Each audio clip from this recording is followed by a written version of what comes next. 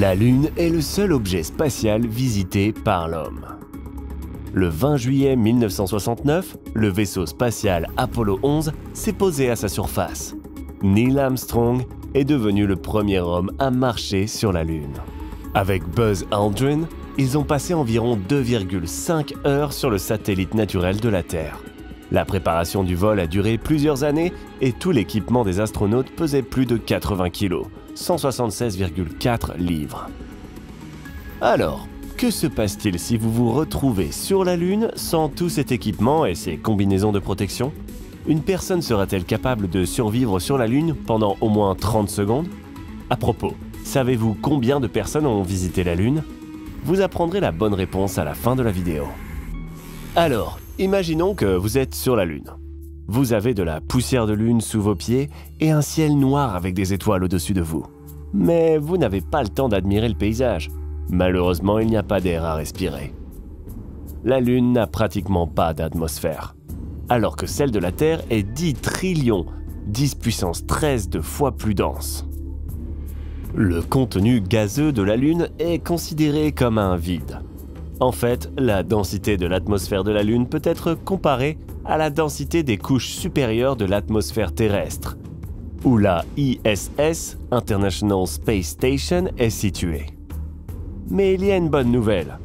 Dans de telles conditions, vous ne mourrez pas instantanément. Vous avez environ 15 secondes avant de perdre connaissance à cause de l'hypoxie. C'est le temps dont disposera votre organisme pour utiliser l'oxygène restant dans votre sang afin de maintenir les fonctions cérébrales. Mais le manque d'air est loin d'être notre seule préoccupation. Vous avez probablement vu des mimes du blobfish, qu'on appelle la créature la plus triste sur Terre. En fait, c'est une baisse de pression qui le rend si triste. Ce poisson vit à de grandes profondeurs, et là, il a une apparence très normale. Mais lorsqu'il est pêché, en raison de la grande différence de pression, il se gonfle. Sur la Lune, vous risquez de devenir un triste blobfish. Comme il n'y a pratiquement pas d'atmosphère, la pression y est extrêmement faible. Sur Terre, une colonne d'air d'une masse d'environ 15 à 20 tonnes appuie sur toute la surface du corps d'un adulte. Cependant, nous ne le remarquons pas. Premièrement, la colonne d'air exerce une pression uniforme sur tous les côtés. Ensuite, il y a aussi de l'air à l'intérieur de notre corps, et la pression interne est égale à celle de l'atmosphère. Mais en raison de la faible pression sur la Lune, l'azote dissout dans le sang et les tissus sera libéré sous forme de bulles dans votre sang. Votre corps, en commençant par vos bras et vos jambes, va gonfler comme un ballon. Mais vous n'éclaterez pas. L'élasticité de votre peau vous protégera des déchirures. Mais n'essayez pas de retenir votre souffle. À une pression aussi faible, vous risquez de rencontrer le même problème que les plongeurs lorsqu'ils remontent trop vite à la surface. Vos poumons pourraient éclater. Une meilleure idée, au contraire, est d'expirer. De plus, dans de telles conditions, l'eau bout instantanément, quelle que soit sa température. Cela signifie que le liquide dans les zones ouvertes, peau, yeux, s'évaporera. Vous sentirez comment la salive bout sur votre langue. Mais le sang restera liquide. Les parois de vos vaisseaux le protégeront de l'ébullition. On ne peut pas dire que la température sur la Lune soit confortable. Le jour, la surface se réchauffe jusqu'à 127 degrés Celsius, 260 degrés Fahrenheit. Et la nuit, la température peut descendre à moins 173 degrés Celsius, moins 279 degrés Fahrenheit. De plus, une journée sur la Lune équivaut à 29 jours terrestres, soit 14,5 jours terrestres à la lumière et autant dans l'obscurité. Par conséquent, à l'instar d'Apollo 11, il est préférable de choisir l'aube pour une visite sur la Lune, lorsque la surface n'est pas si froide, mais n'a pas eu le temps de trop se réchauffer. Mais même si vous vous retrouvez sur la Lune la nuit, vous ne gèlerez pas instantanément. Il existe 3 types de transfert de chaleur: la conduction, la convection et rayonnement. Dans le vide de l'espace, il n'existe qu'un seul type, le rayonnement thermique. Ainsi, vous perdrez de la chaleur très lentement. Mais vous n'êtes pas seulement dans l'espace, vous vous trouvez à la surface de la Lune, ce qui signifie qu'il existe un autre type de transfert de chaleur en plus du rayonnement thermique, la conduction. Mais la surface de la Lune ne conduit pas bien la chaleur. Vous ne vous transformerez donc pas en glace, du moins pendant 30 secondes. Si vous vous trouvez sur la Lune l'après-midi, en quelques secondes, au lieu de bronzer, vous serez brûlé par le rayonnement solaire. Sur Terre, la couche d'ozone nous protège des dangereux rayons ultraviolets du Soleil.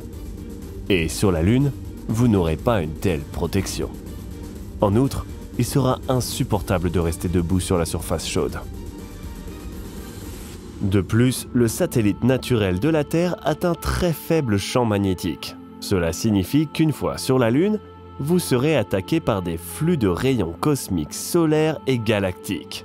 Selon les scientifiques, le niveau approximatif de rayonnement sur la Lune tout au long de l'année se situe entre 100 et 380 millisieverts.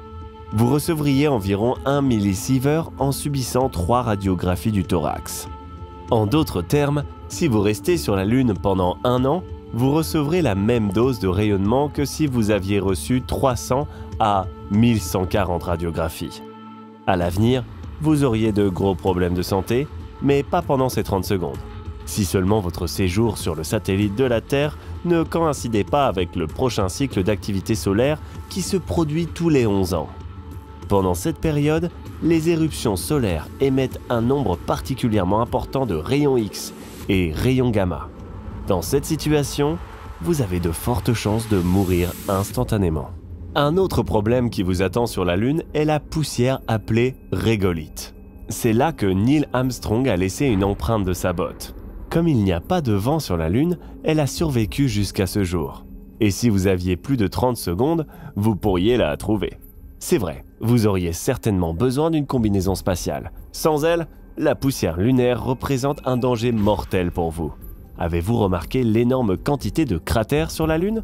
Ce sont les traces de la chute de météorites. Le bombardement actif de la Lune a pris fin il y a 3,87 milliards d'années. Néanmoins, des météorites tombent encore à sa surface. Parfois elles sont minuscules et parfois elles sont incroyablement énormes. Par exemple, en 2014, des astronomes espagnols ont enregistré la collision d'une météorite pesant plus de 400 kg, 882 livres. Si vous vous trouvez près du lieu de chute d'un tel géant, alors vos 30 secondes sur la Lune expireront beaucoup plus tôt. Lorsque des météorites tombent, un régolithe se forme à la suite de l'écrasement des roches lunaires sous vide. Ces particules sont très petites, leur taille varie de 0,03 à 1 mm, 0,001 à 0,04 pieds. Cependant, elles sont très pointues et peuvent facilement endommager les poumons. La poussière lunaire est constamment bombardée par les particules du vent solaire. C'est pourquoi elle acquiert une charge électrique positive. Par conséquent, elle semble s'élever au-dessus de la surface de la Lune. Ainsi, le régolithe vous causera une irritation des yeux et une sinusite. Donc, vos 30 secondes sur la Lune ont expiré. Ces secondes n'ont pas été les plus agréables de votre vie, mais la bonne nouvelle est que vous êtes toujours en vie. Mais que se passe-t-il si vous y restez plus longtemps ? Sans combinaison spatiale, le manque d'air peut finir par vous tuer.